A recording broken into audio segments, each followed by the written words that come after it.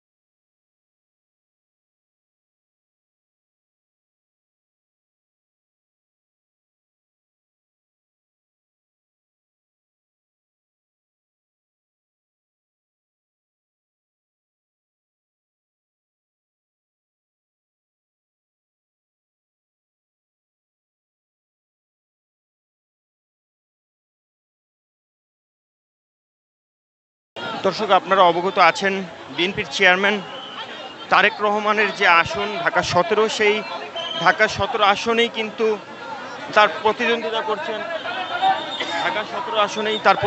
করছেন S M Khaliduzzaman এবং এই আসনটি কিন্তু জুড়ে ব্যাপক আলোচনা রয়েছে এবং সবার মধ্যে একটি কৌতূহল রয়েছে যে আসলে বিএনপির যে চেয়ারম্যান তার বিপক্ষে ভোট যুদ্ধে নেমেছেন জামায়াত ইসলামের মনোনীত প্রার্থী এস এম খালিদুজ্জামান। আজকের যে চিত্রটি দেখছি সেটি কিন্তু গত কয়েকদিনের যে নির্বাচনী প্রচারণা তার মধ্যে সবথেকে বড় যে প্রচারণা মিছিলটি সেটি কিন্তু আজকেই মূলত আমরা দেখতে পাচ্ছি।